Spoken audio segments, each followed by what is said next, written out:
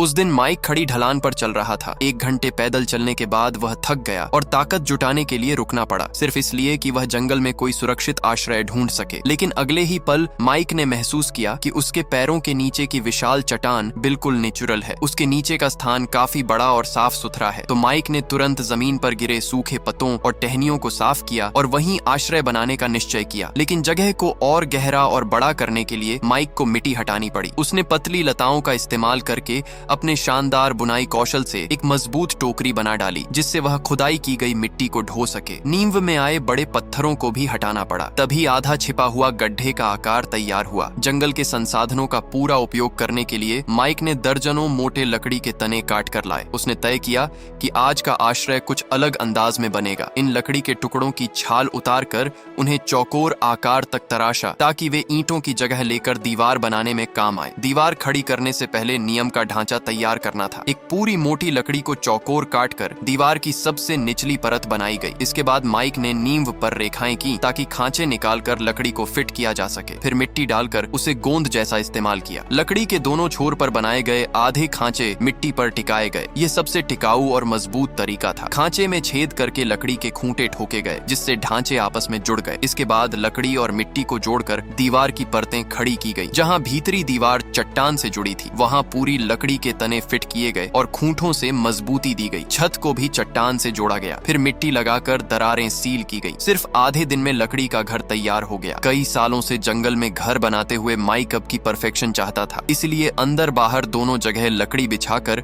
घर को सुंदर और साफ सुथरा बनाया। ढलान की सीढ़ियां भी मिट्टी से बनी ताकि आना जाना आसान हो, लेकिन लकड़ी का दरवाजा और भी मजबूत होना चाहिए था। माइक ने लकड़ी की तख्तों को तराशा। तख्ते के नीचे चौकोर खांचा बनाया, जिससे दरवाजे की जकड़न मजबूत हो सके। लकड़ी के पैनल जोड़कर दरवाजा बना। फिर लकड़ी का खिसकने वाला कुंडा लगाया गया। इससे दरवाजा खुलने बंद होने लायक हो गया। जब पूरा आश्रय आकार लेने लगा तो माइक ने पहले से बना लकड़ी का चूल्हा फिर से जलाया। इससे जंगल में जीने की बुनियादी जरूरतें पूरी हो गईं।